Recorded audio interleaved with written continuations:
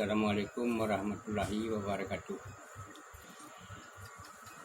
Cerita ini kampung yang tak terlupakan. Selama hayat di kandung badan sampai umur sekarang 60 tahun lebih.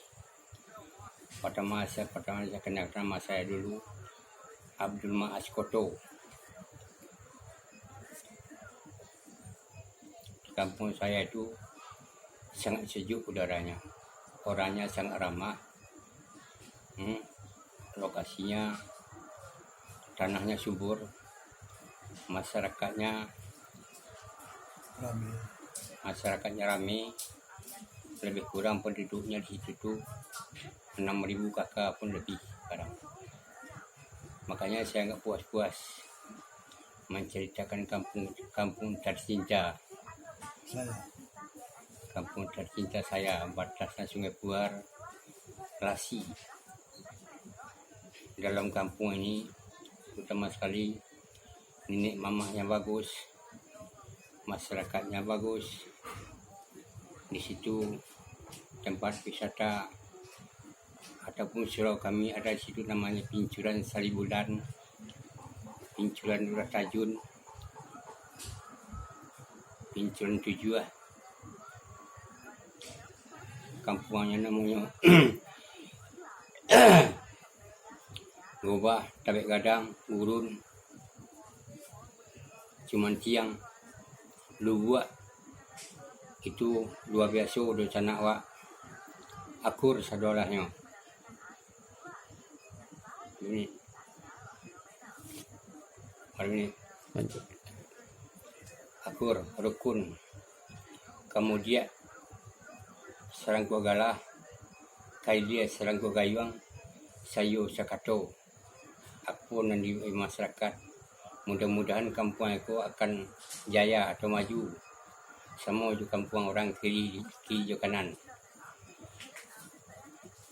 Janganlah anda di sana kalau bisa awak ketinggalan. Apalagi masunan yang akan datang untuk generasi anak cucu kita. Ambo meminta di kampungku supaya kita bertambah bangga. Di kampung aku rawe, kampung sejuk, kampung tu kurangnya rukun. Cuma ambo minta, ambo mohon kedua sana pendengar ataupun ambo mendengar Facebook ambo kini ko ataupun YouTube ataupun apalah namanya ambo kurang paham. Adalah naknya di kampung tu. Kemajuan terdetek, ambo mohon sangat. Ada di kampung tu hendaknya sekolah SMP, SMA. Janganlah hendak anak kemakan kita ke kampung orang ke bawah. Pergi sekolah, makan waktu tu. Berangkat aja jam 6 pagi, pulang jam 3. Berapa ongkosnya?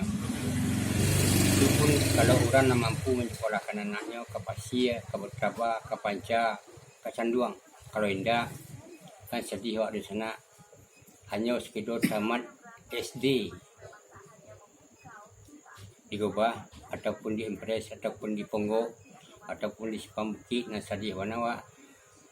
Nanti Gobah, SD Gobah, SD Impres, SD Ponggok, SD Dubai. Sangat singgah itu saja ya. Okey, terima kasih. Sampai di sekolah dulu sana. Dan bisa buat tuan. Assalamualaikum warahmatullahi wabarakatuh. Mungkin ada video selanjutnya.